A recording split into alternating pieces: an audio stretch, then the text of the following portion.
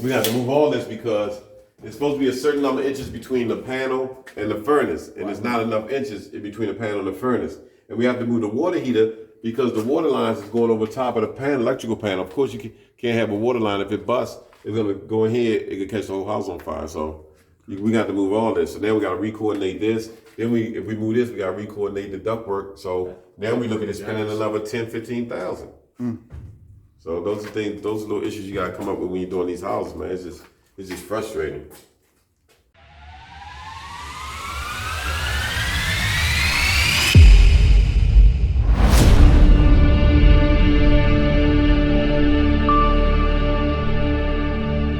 I guess we sent all 3 HVAC guys over here today, see what each one of them say, and then compare the prices.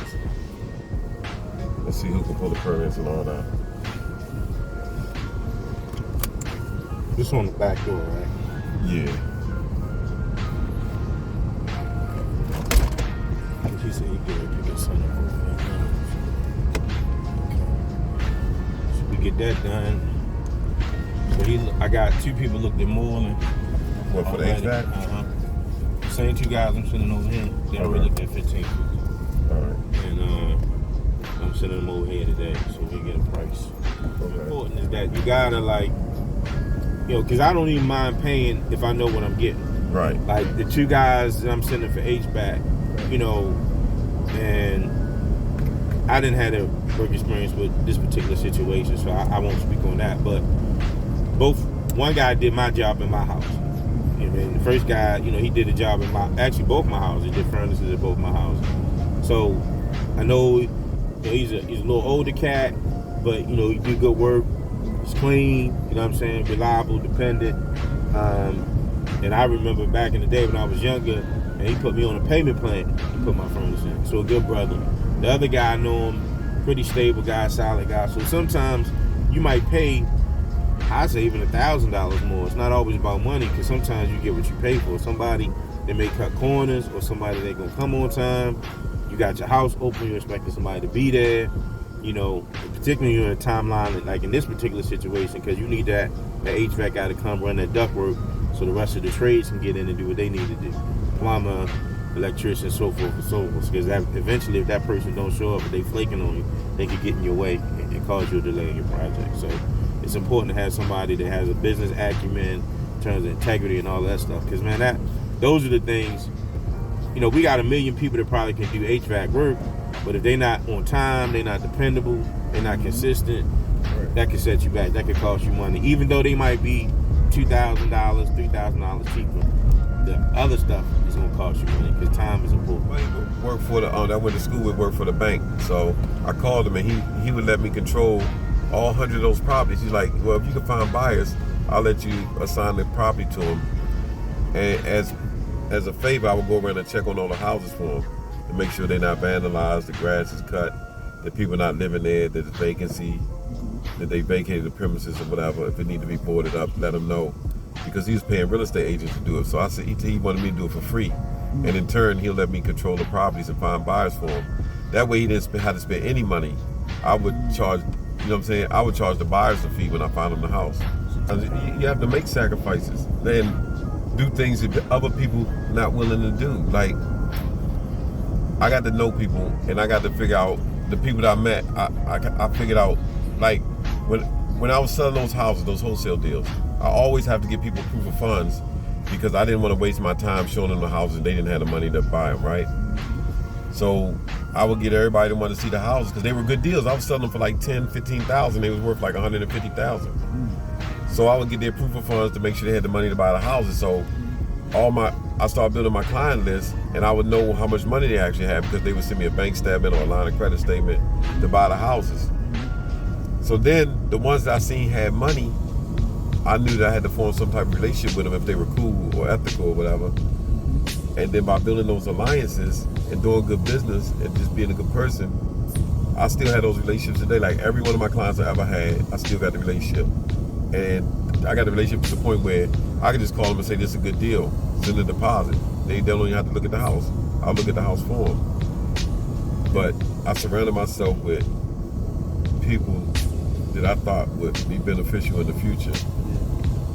But but I did have to go around and look at all of those houses, all 150 houses, take pictures and stuff like that, so I can market them at the and I had to meet all the investors at the house and show them the houses. So that's a lot of work. So talk about the bank, the relationship that you have with the banks. Like, what is the key to building a strong relationship with the bank? My relationship with the banks, that's probably my most sacred relationship that I have, because I leveraged my one buddy that was with one bank, and what we would do, they call asset managers. So they're like a secret society. That's what they call it. So a lot of people don't have access to them. But what I would do is I would use my guy, and he would introduce me to another asset manager. He's like, hey, I'm introduced to Al. He's a buyer in Baltimore, D.C. area. So that gives me credibility with the other bank. So then if they have properties, they'll call me, and I always make sure I close on the properties, because you'll mess your name up quick if you put a house under contract and you can't close on it. So you always want to make sure you close on the property. So then I will go to the meetings that they have. Like, say they might have a meeting in Utah, like a conference. I'll hang around during the day while they're in their meeting, and at night I'll buy all the drinks for them at the bar or whatever, at the restaurant. And then I'll get to meet other asset managers. So they'll send me one. Like one of them said, they gave me 55 properties one time, and I sold all those properties. So when I went to the next meeting with them, he told the Bank of America asset manager, he told him, this Al Davis, he's in Maryland, he's a good buyer. So if you got anything, let him know if you got anything in Maryland. So then that asset manager starts sending me what he got, and I get rid of those. So it just helped your name. So his word was that strong. Oh yeah, they're tight-knit community. Oh, okay. So, and what do you call them again? What are they? They call asset managers, or REO asset managers. And you said like it's very hard to get to them. Yeah, almost impossible. Right. I actually asked them, can they come speak at when I used to do the investor meetings, can they come speak to my investor meeting? And they was like, well, we really don't want people, you know what I'm saying? We really don't want people knowing what we do. We like a closed society and stuff like that. And I even told, I was like, look, I'll pay you, and I'll pay for your hotel, and I'll pay for your flight, just to speak for like 20 minutes.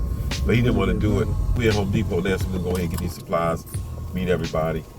Stuff like that. Home Depot. Hi, how you doing? Hey, how are you? So y'all know to have people like this on your team, and you want to build relationships with people like this, so they make sure that your business is successful by making sure that you know that you got the things that you need when you come to Home Depot and go shopping and stuff like that. So Ms. Jackie really helps me out a lot when I come to Home Depot, and I speak highly of her to her manager and everybody, because without her and Daryl and those guys in here, it'd be hard for us to reach our goals with our properties. So I just want everybody to know her. Thanks, Al. You're welcome, Ms. Jackie. How you doing? Ms. Jackie, all right. This is Richard, and that's Meldon. So Meldon works with me. Richard. How's Al? How's your relationship with Al? Oh, he's an awesome man. I've had some personal conversations with him, and he's a good guy. He's a really good guy. And, every time he comes in, he's got a smile on his face. He's, there to help other people is, part of some of the conversations that I've had with him, but he's a good guy. And I don't work today. I'm going to put 20 bags onto the pallet. I would like you guys to put the pallet into my truck. So this is value of relationships. We come in the store, we want to build relationships with everybody, every department. Hey, Mel, what you call Al in here? Be a celebrity in here. No, I ain't going to say all that. We got entourage. Watch this. Watch how it goes. I mean, we joking, but it's serious. Everybody know him. But real talk, he probably spends about $200,000 in the store a year. So Damn. It's only right? Yeah. This man behind the So look, register. he behind the register. He just walked there like it ain't nothing. How y'all doing? Yeah, yup. I'm right. Al Davis in the building. That's what happens when Al comes. Jason, big Jason. That's my man Daryl over there. How are you today? So we always got to say hi to the pro when we come in, because they're our favorite people. All right, guys. And I left hey Daryl, I left a cart over there, some stuff I had to get. All right, so I'm going to pay for it. I'm going to go get some more stuff and come back. So I just go shop and leave my stuff there, come back and pay for it the next day. So Celebrity. it's just about relationships, man. Like, we get very good deals here. Like, we know the store manager, we know everybody in every department. So we just make sure we cordial, we speak, and everybody in this store is so nice to me. I actually go by. We passed 3 Home Depots to come here just because of the customer service. So it's well worth it to us. Right. Yeah. He said, Mel said you spent a lot here over the year. In the course of a year, you can spend up to upwards of 200,000. Is that correct? Probably more than that altogether. Yeah, on my different credit cards, yeah, for sure. Yep. So it's the reason why they know not discredit anybody's home for hospitality and customer service, but that's my man Right. Keon. He What's one of up, my man? favorite people here, so How you make sure doing? you look out for him. All right. Hey! Oh, Scotty! Come on now. You're in the Hall of Fame and you don't invite me? I would never anticipate you off. What's up, Scotty? I could not do it, I swear to God. They doing So- a documentary. This is my man Scotty. Hey, what's going on, guys? This is his company right here, Bear Paints. We do a lot of business with them, and he always makes sure he take care of me. Whatever I need as far as the Bear Paints and stuff, Scotty got me covered. So he's in here working. I'm busting. Where were you? You were supposed to be here at 7 o'clock this morning to help me. I know, man. I had to get these guys So- to meet with these guys. Scott Binkowski, Bear Paint. All right. That's my man Scott. So I take care of Bear him. Paint, the best paint. We always get Bear. We use them in all our houses, and Scotty just makes Watch it for yourself, customer watch yourself. service. Scotty just makes it that much better for us to get the paint, get it delivered to the house. Whatever you need, he'll take care of you. So we just make sure we always deal with Scott. Got it. All right, brother. There. All right, thanks, You Scott. need anything? I'm gonna call my wife now. Okay. And I'll get Louis' number. All right, when you y'all got new carts? Just got them in. Oh man, it feels like a new ride. When this gentleman, Mr. Al Davis, comes into our store, it's just a great day. Oh, wow. Yeah. That's amazing. He sets the he sets the tone for a great day. Oh, wow. Thanks, man. Too much. Cool. He said when Al come in, he sets the tone for a great day. So one thing we do, we try to learn everything in the store. So we'll know the price on everything from light bulbs to all the pipe and all the plumbing. So when you're doing your numbers, so when you're doing your numbers on your house, you always want to know so nobody won't get on you, get over on you. So when you're buying the floors, say if you got to do the bedroom, say if you putting wood floors in the bedrooms, just the bedrooms, and your contractor tell you, well, that's $15,000. But you really know the prices of the floors, then you know he getting over on you, so you can make a better decision.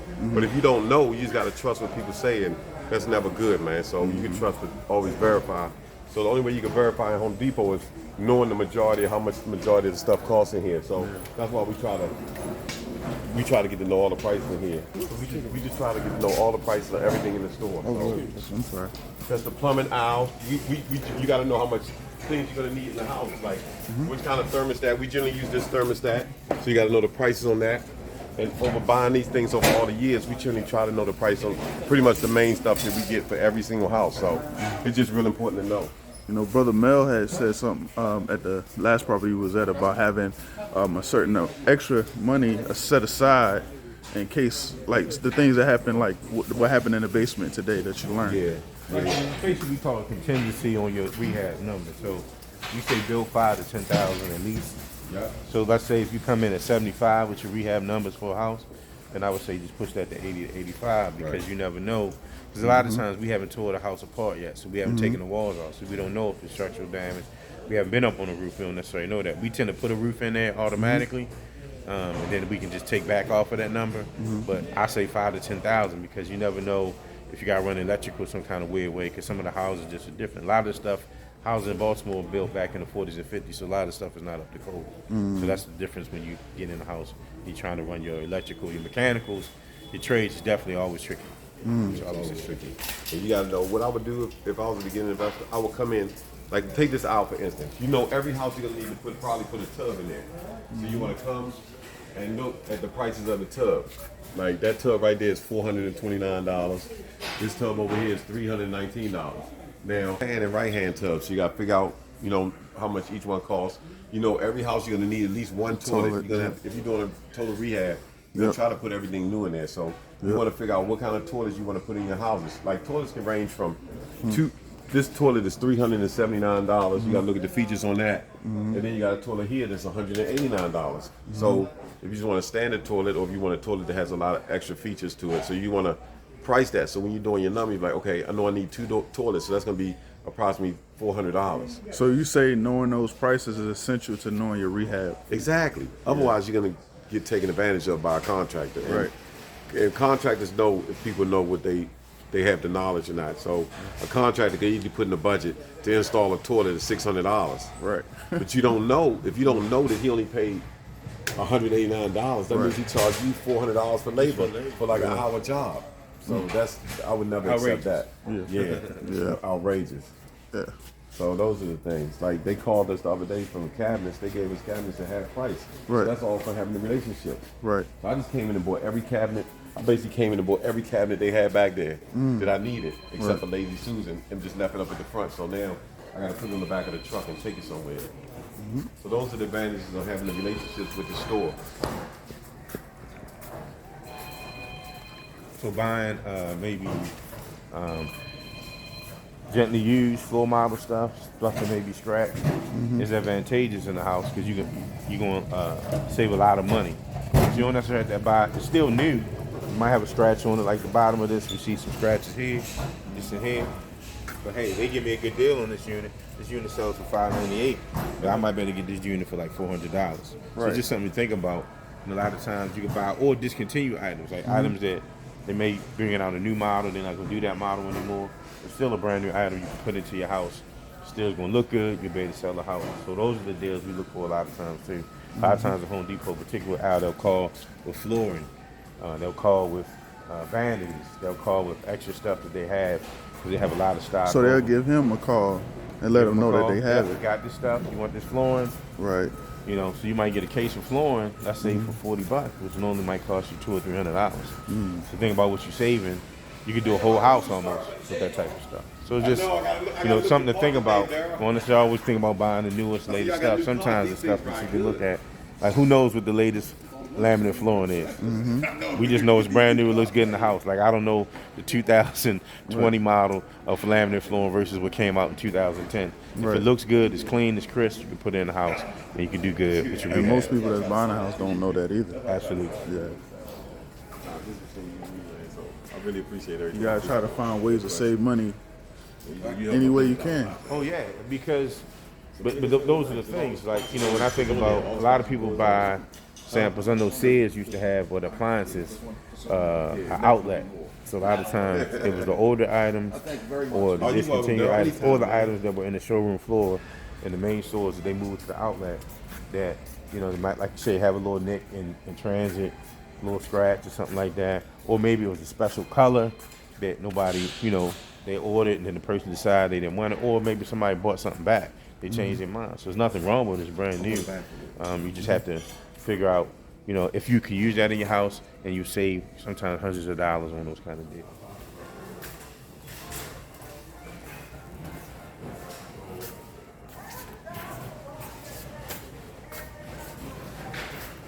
Real long? No, I only need about there. I could cut it here. This probably enough right here. So I'll get this. This for the back porch right there.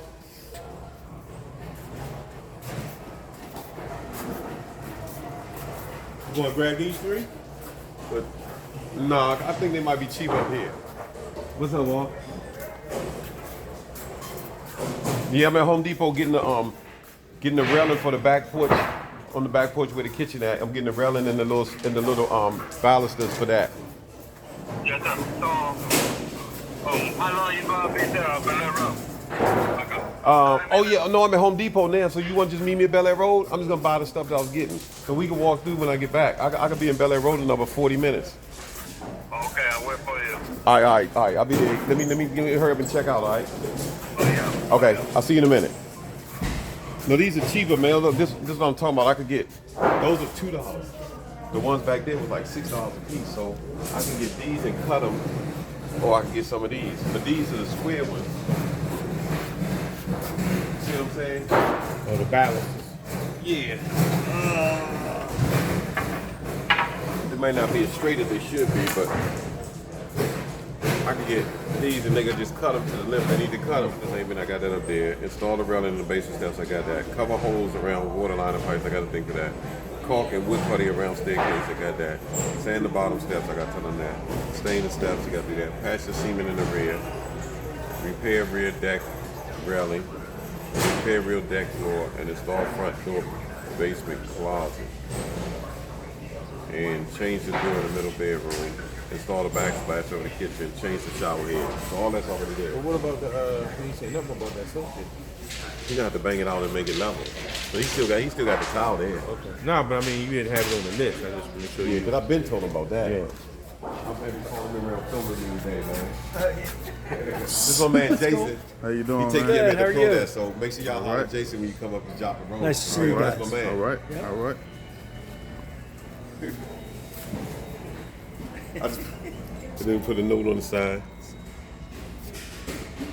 So I'm gonna get this card and that card. So these two cards, I didn't want to bring those sticks. You want me to take everything out of that card and put it in that one, Jason? You want to? My nephew gonna come back up here and get this. This is electrical stuff. He come back up here later on and get You're this. leaving this here? Yeah, so I'm gonna bring that card up Alright. and that card up over there. He just walked out with the cooler I was going to tell you about. It's 50% off. That's the last one? Talked about it. Yeah, somebody just bought it. How much you get it? How much you get it for? $24. It was 50. Yeah. That's a good price. It's the big orange, Yeah. fill it with ice. Can't get everything, but no, I appreciate it. I need Yeah, something like they just had a cooler, a $50-something cooler. Somebody just got it, but they was getting ready, when I got back here, they were gonna give it to me for like $20-something because it was marked down. You got it. So little stuff like that. Yeah. I missed it because I took too long to get back to the front, but it's all about relationships and building relationships wherever you are. You get the royal treatment. Yeah, yeah. The red carpet treatment. We try to, but there's a better chance of getting royal treatment if you got a good relationship. How would you Saying. say, how long would you say it took to build a relationship like that?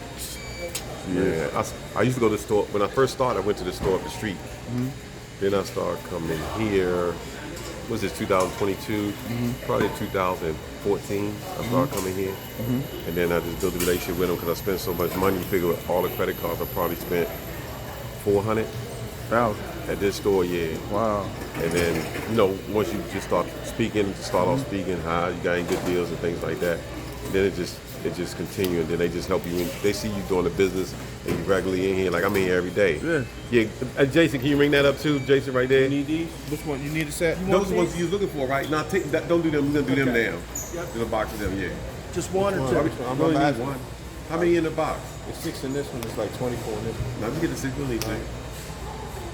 So what was I saying? So you just hello, and they see you in here every day. Oh, this is my pet peeve. I'll tell you this.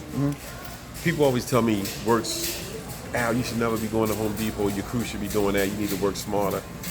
Nothing upsets me more when people say that because I look at it like my guys at the house is working right now, right? If I send them here, like I'm always It in. takes time off the job. Yeah, I'm always at Home Depot an hour or two. We've been here almost 40 minutes already, right? Right. And it's a quick day. Right. This is a quick run, but if they come up here, that's 2 hours off the job that they could be working. So I was like, look, I'll take the 2 hours, go there and get it myself. They can keep working, which we can complete the project faster. That makes like, sense. Like they being up here and me being in the streets, not gonna get the project No matter done what faster. level you are, you got to get your hands dirty. Yeah. So people kill me about, you shouldn't be going to Home Depot. You have somebody do that for you. No. They do it when they got time, but I generally come to Home Depot every day. And that's how I build my relationships, and it's beneficial to me, so I'm going to keep doing it. So it ain't no working hard and working You're smart. very hands-on with your project. Exactly. So that's something that everybody needs to know, man. Build your relationship. One of the wholesalers, James Watts, his good brother just sent us a deal. So that's how I go. He'll just send us a deal to our phone. Sent it to me and Al, text it. Now you can see he says, how did it look? Any interest? See some other deals he sent me yesterday. And we're going to go look at it. Right. So you got pictures, but you always want to go look at it because pictures sometimes can be deceiving. So I'm going to text him, can we get inside? Open. And that could be a deal right there. Home run. Another thing about Park Heights Renaissance is doing some other work up there. They just put one, I think, 80-unit building there, in the process of building another Department of Housing put another, I think, 65-unit building right on Park Heights. And we got a potential land opportunity We want an RFP for the city to develop on some undeveloped land up in Park Heights at Pimlico and Wiley. So Park Heights would be a good community. Could be up and coming. So this could be a potential for somebody to get in. Property's only, he's listing the property at 47. Said the ARV is at 180. So that's a good little cushion. We gotta go see how much work is in it. Let's just say, scientifically, I'm just off the top of my head, they say $70,000. So if you buy that for 45, round off to 50, you're at 75, you're in it for 125.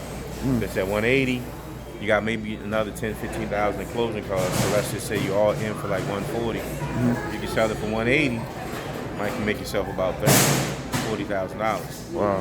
We'll see. You gotta go see what it looks like. Right. With, So rehab numbers might would that be, so for an investor, on average, what is a good profit margin? Can I be honest with you? So I was just talking to a young brother yesterday, and we looked at the numbers. He said 32,000. He didn't think it was a lot. It was worth it. And I said, brother, in 6 to 8 months, when you gonna make $32,000? That's true. Surely 6 to 8 some people months, don't make that a year. when you gonna make 25,000? Right. But that's passive income. So let's say if I'm already working and I make $75,000 or $100,000 a year, whatever you make. Right. But then I can invest my money, and that's working for me. Right. And I can make $25,000 in 8 months, even if it takes you a year Right. to, make enough, to get the rehab done. Right. But you make an extra $25,000. Right. That's not worth it. Right. I didn't used to think it worked. I used to watch one of them crazy shows on HDTV. The husband and wife that broke up, I can't remember their name. Right. But sometimes, and they spending $300,000, but they in California. Right. Oh yeah. But I'm saying sometimes their flip was only like 50,000, 40-something thousand. I'm saying that's a lot of work to make $40,000. But when you think about it, if you could do that 2-3 times a year, you at 100. You at 100 easily. in addition to whatever else you're doing. Yeah. And that's not work. You're not putting up like we were talking about earlier. That's not a lot of man hours that you put into it. I mean, you putting hours into it, Right. but you're not actually doing the work yourself. Right. So Yeah. stock market. That's how you build. That's how Unless you build. got a lot of money, who's making $25,000 in 8 months in the stock Right. market? Right. It's not happening with Yeah. very many everyday people. You're not So, trying to leave that money on the table. Absolutely. Yep. Facts. No, I was about to say, so how do you deal with situations like that when you have tenants that don't pay or that destroy the property inside and out? Man, it's hard because the landlords really don't have a recourse. I'll give you an example. I had a house. It's August of 22. They've been there since December of 19. Didn't pay $1. So they owe $29,000 in rent, $11,000 water bill. And I had to pay the lawyer $5,000 to take him to court to get him out my house, right? Because the courts were so backed up. Went to court, the judge said, I could even give you $14,000 of the $40,000 and they stay, or I could tell them to move out in 30 days, but you don't get no money. Where is he getting that number from? I have no idea. I was like, are you kidding me, Your Honor?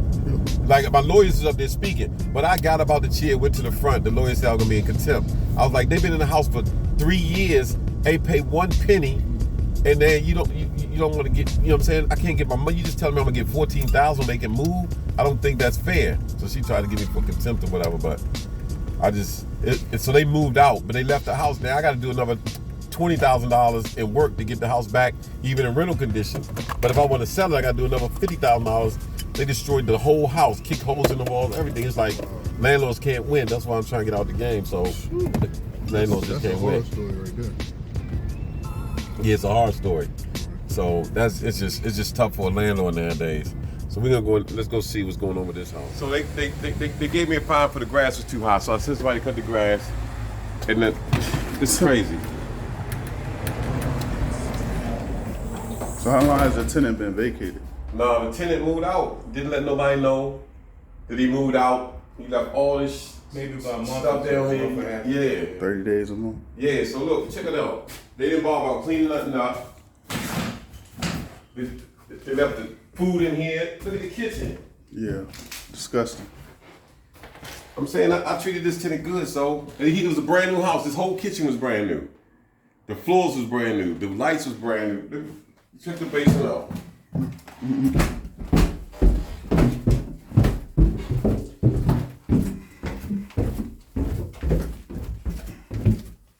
Dude, that peanut butter. What the fuck is this? Peanut butter, creamy peanut butter. All this. Now I gotta come in here Ceiling is out. I gotta take the ceiling out. I gotta redo the whole thing. I gotta get a dumpster, clean all that stuff out. That's your And, man. and All basically home. redo the whole house. Hold on one second. Hello? Oh shit, yeah. What time I gotta be there? What time is it now? Shit, I ain't gonna be there by 12. I'm gonna tell you that now. Give me like, all right, I'm in one of my houses. The tenant moved out, didn't tell me, so I'm just saying, yeah, it's crazy. He left all this shit in there. So then I'm gonna go to Bel Air Road. As soon as I leave Bel Air Road, I go to Madison. So give me like, do it for 1. I'll be there by 1. Do a video for me. Call me on the video or do a video for me. Make sure you do the systems. Get the plumbing pipes, the main plumbing stack. Look under the sink, see if it's PVC under there. Video the furnace and the water heater and the electrical panel, and see if there's any water stains on the second floor in the ceiling. And let me see the kitchen. Nah, video probably better. All right, so what is it? What's in there? Copper, PVC? This is what happens every day, man. We get calls about houses. Cast iron. So that's a house that they want us to go look at.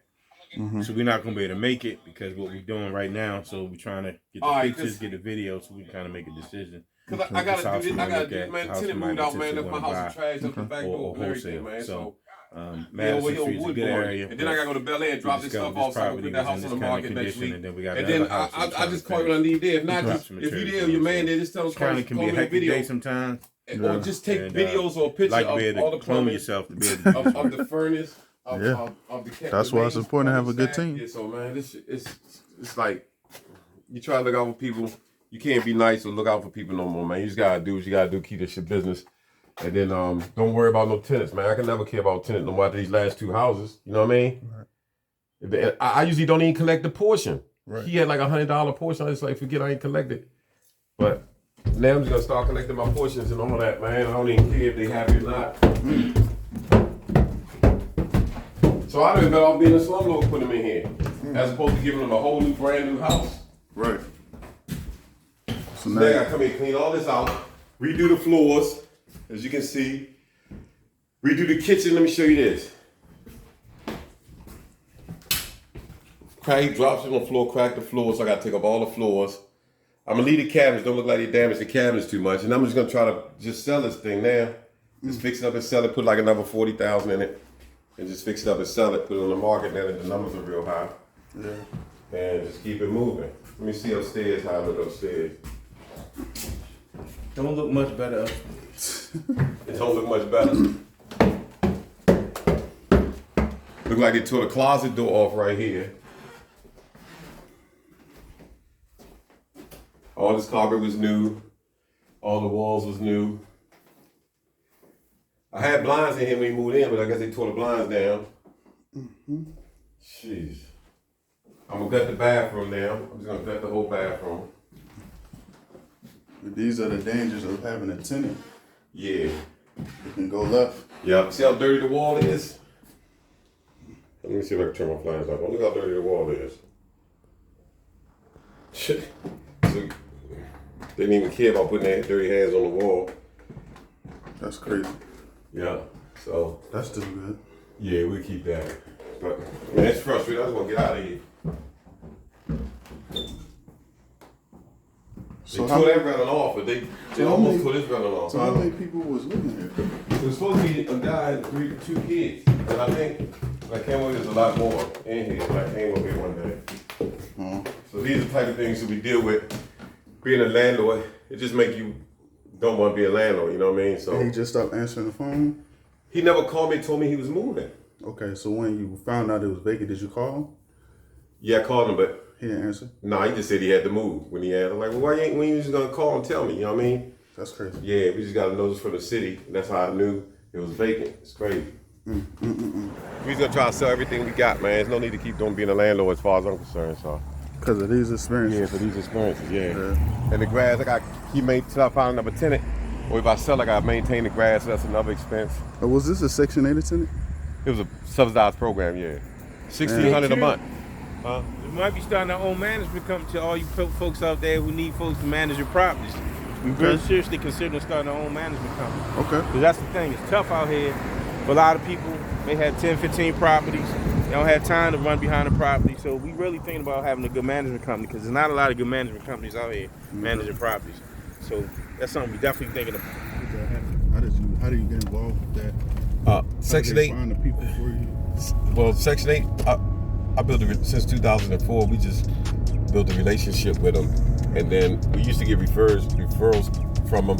But now, basically, we just put it on the website, market it, and whoever sees our marketing or sees the property online, they'll just call us and stuff like that. And then if they got a voucher, they'll let us know.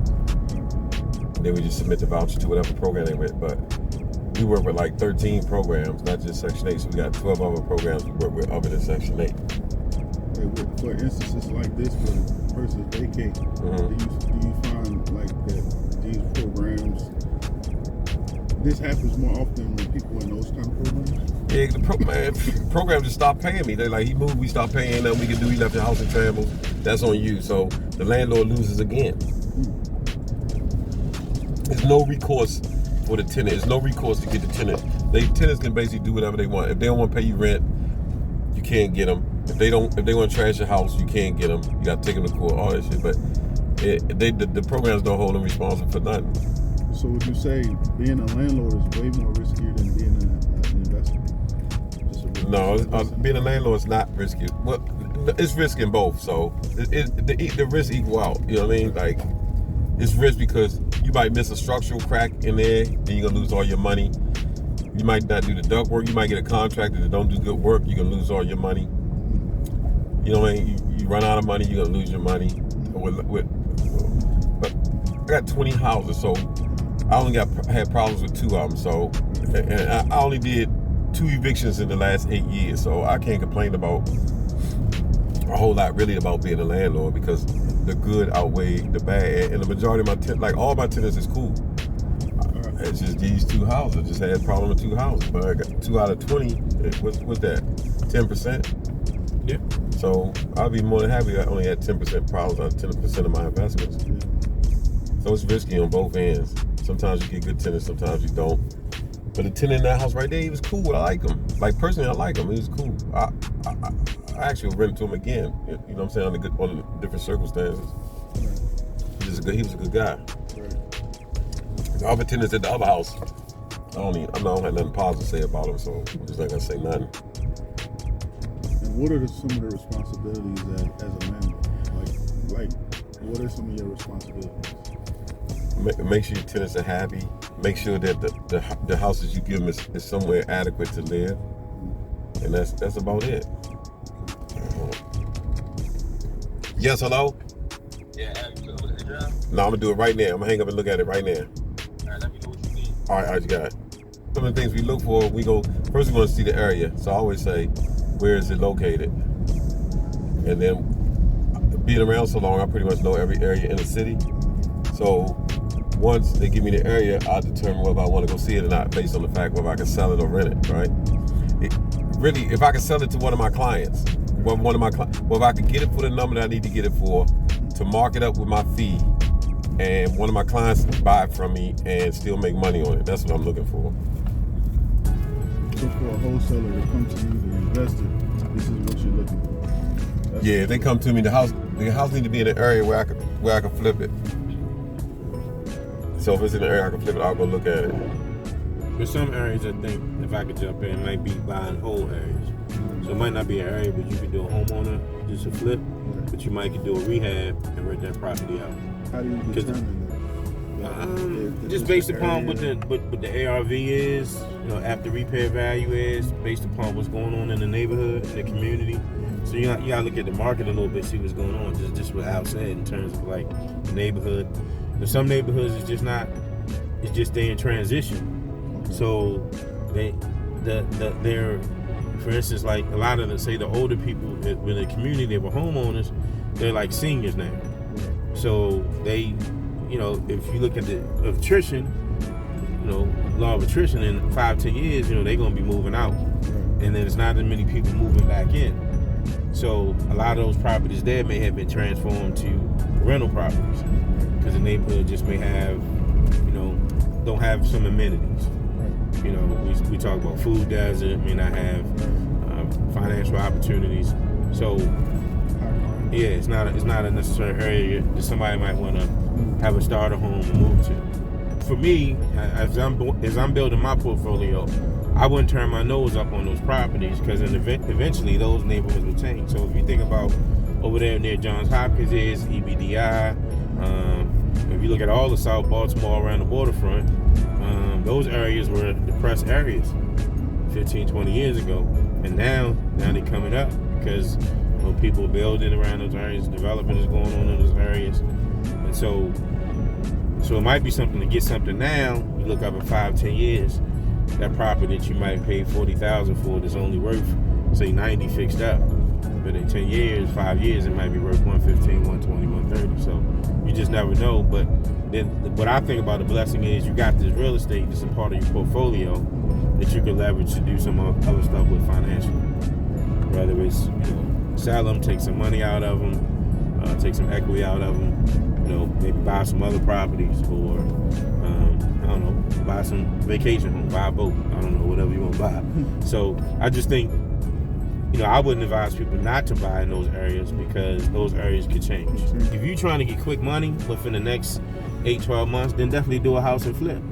If you're trying to do, but long-term money, if you want to have passive income. So let's just say if you got 3 or 4 houses that you're renting, and let's say, what was you, not to put all your personal business on there, but what were you clearing at the house we just left, the Woodburn property? My mortgage and everything, all my expenses was like $430 something dollars. And you're getting about $1,200. Yeah, I was renting for $1,600, so take $1,600 minus the $430. So actually, that's $1,200. So that's really good. So if you did that 4 times, you got $3,600 coming in a month. Now, obviously, you ain't gonna spend all that money. You got to probably put some of that money back in the property, have some of that money back in case you got maintenance issues. You got to paint, cut the grass, just what we were talking about when we walked up. But let's just say you took half of that. So you say, well, I got a good $900. So if you say 9 times 3, good $2,700 a month coming in that I can, for 3 properties that I can have as passive income. So you look at that over the course of a year, it's a nice little piece of money. That might be your money used for your vacation. Maybe you pay for your kids' college tuition, save for your retirement, whatever you want to do. Or invest in other properties, or invest in some other way to make some money. But so that's what I would say. But don't sleep on properties as just rental enablers that may be distressed, because one of the things we know about housing is the shortage of housing really all over the country. Affordable housing is really pretty much any major city you go to. You see it's a struggle for people to have stable housing. A lot of people live in transit, and Baltimore is one of the places that's more affordable, but still we have those same issues. So definitely getting some rental property here would be advantageous. So where we at? We're on Bel Air Road, which you see is a major thoroughfare. There's a lot of traffic coming through here. But the reason we consider this property because they got off-street parking and a garage, so they can park around back. Okay. So we gotta come back and get this trash when they give us a fine.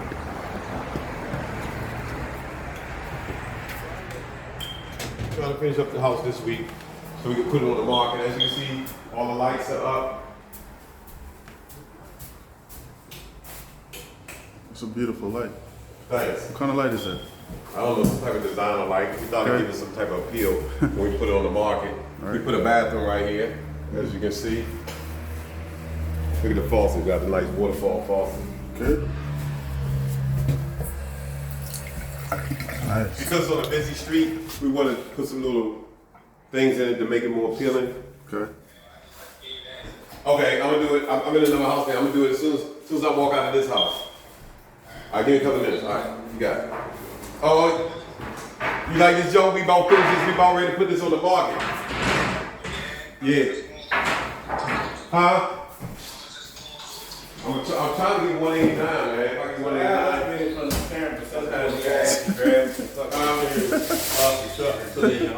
Say it again, Tom. Bring it in the house. It's 3. Hold on, I'll show you. It's on Bel Air Road in Arabia. You know where that's at?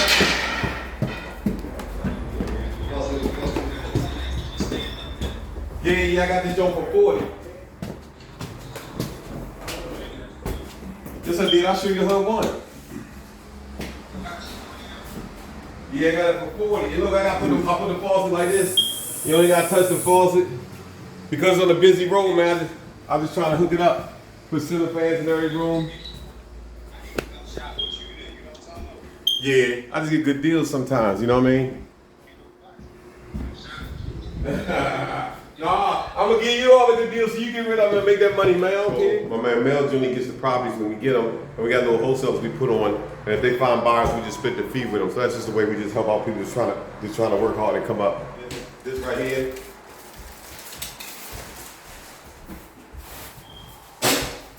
You already did it? Did you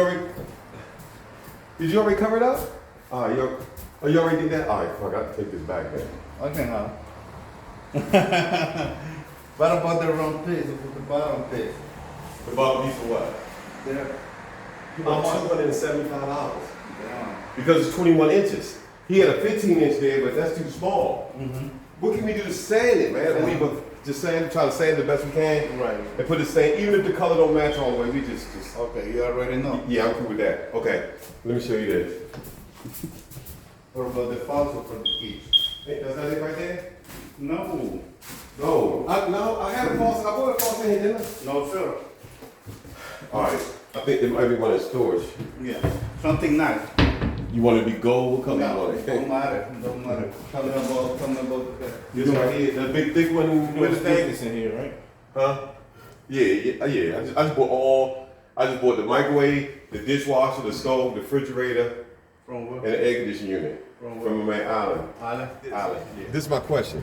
Should we cut it here and put a stake right here? Cause I don't think, where's that big long one we had, the big thick one, man? No, dog. You need to do the Go whole away. thing. So you know this belongs. Pressure through the wood, top and bottom. So we can't use this and stain it? No, sir. Well, it's not long enough anyway. No, sir. All right, so we're gonna take that back, man.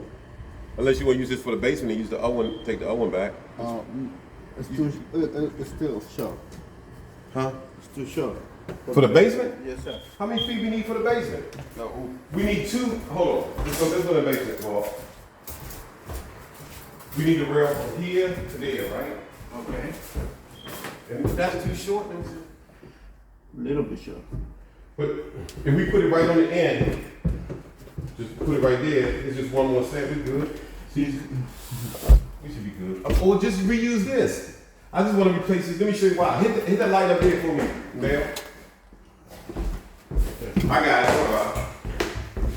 You see this right here? This right here. Right, but it's because the wood. I know. That's what I'm saying. Replace. I just want it to look new. We can And then we didn't see how we did sand this. sand a little bit. Yeah, we didn't sand this. All this little shit. I just wanted to look. But it's still the old stuff. It will replace it gonna look different. Or at least, I know it look different, but it just, this is what I'm saying. It don't look like this. Look like they come in here and be like, Yeah. man, they cut corners right here. I don't know what else they cut. You know what I'm saying? So I figured if we put some new stuff right here, put a new top. So this ain't actually bad. If we just sand this, I'm just sanding. see, like the bumps will come off. Yeah. Okay. So we can keep this, right? And just the ones like this, replace it if we can't sand it, replace it. And just make it look better. But we definitely gotta replace this. This is ugly. Okay. So just boom, boom, boom. You know what I mean? Right. And then this, you see what I'm saying with this? Like everybody that came in here with me, when they step right here, they're like, Okay. So we're gonna remove just this part right here. yeah, like just this part because when you walk through here, Richard, do you feel it lumpy? Do it feel lumpy to you? A little bit.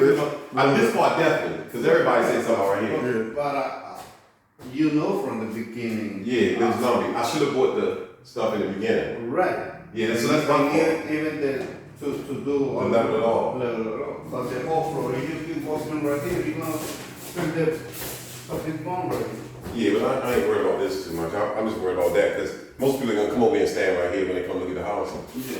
But they definitely gonna come down that first step. Now another question: what we gonna do with this hole? Cause It's a cell phone though. I know, but if they walk right, they gonna fall in there. Should we buy something or just cover it? Cause ain't no water coming in. Yes. You seen water coming in? Yes, it is. So do we need to buy stuff up?